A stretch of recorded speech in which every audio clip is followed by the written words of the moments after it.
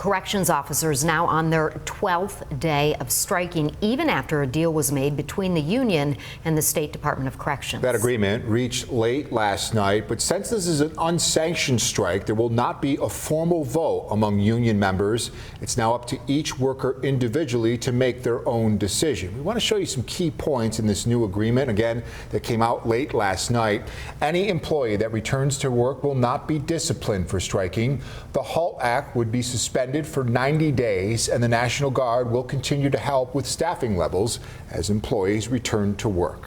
Now, we know there are so many opinions about what is going on in our state prisons. So tonight, we have reporters at multiple corrections facilities across Western New York sharing the voices of those most impacted here. And first, we're taking you to the Wendy Correctional Facility with Derek Hyde, who has been following this story for us for the past 2 weeks. And Derek joins us now live with the latest today. Derek.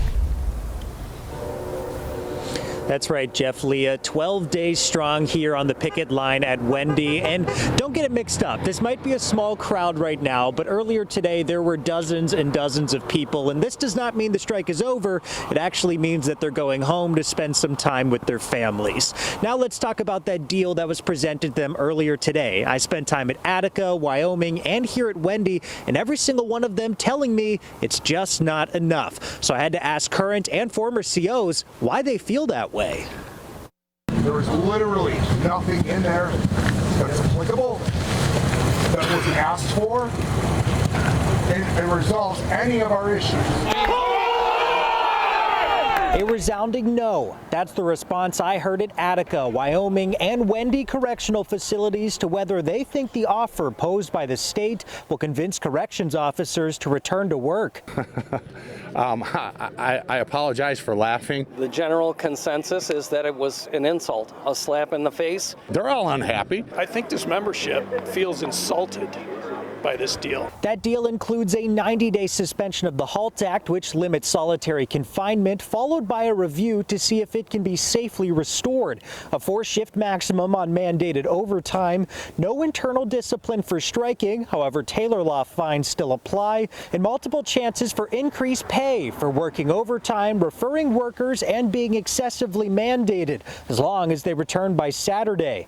Many of the current and former COs I spoke with tell me this deal emphasize money more than their real concerns. They didn't ask for more money. They asked for a safe working environment. It's not about making more.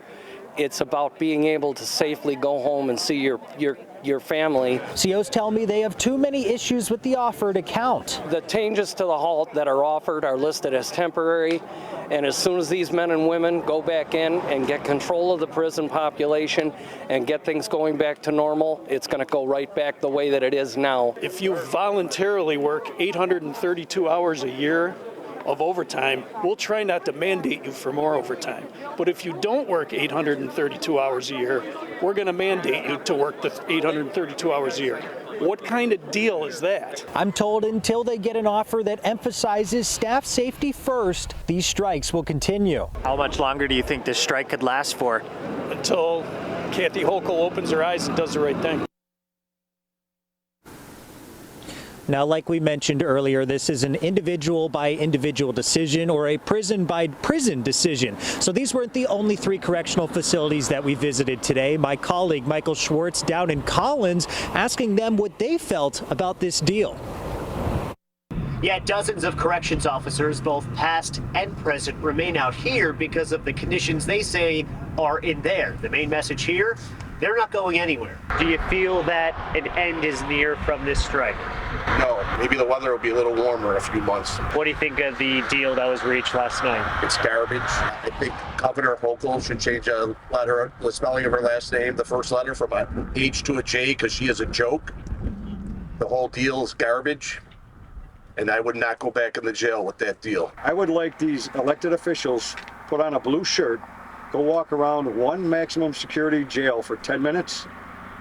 I bet you they'd be running right out that front door. And 50 miles north outside Wendy Correctional Facility, it's the same atmosphere here. They're not going anywhere. They're going to lock down the state. It's all about the HALT Act. If you ever seen the movie Shawshank Redemption, when they throw that piece of bread and water into it, it's not like that. I don't think any correctional officer leaves their house to go into a prison and want to start trouble. because he knows that he's either going to get hurt or someone is going to get hurt. So I don't think that's the mentality. I think the mentality that came out the other day, they're not respecting. I think it's just a lot of threats that they're going to lose their jobs or get fined, but who's going to replace them? Other inmates? There's nobody to replace them, so. So that is now 4 correctional facilities that plan on continuing this strike. And now there are some risks to continuing to strike. I'm told at any moment a judge could order their arrest for not listening to that temporary restraining order that is telling them to stop this strike, especially this close to the prisons. But as I'm told, the strike will continue throughout the weekend and potentially in the next week. Jeff and Leah, we'll see what happens. Our Derek Hyde's been covering this story closely now for 2 weeks. Derek, thank you once again tonight.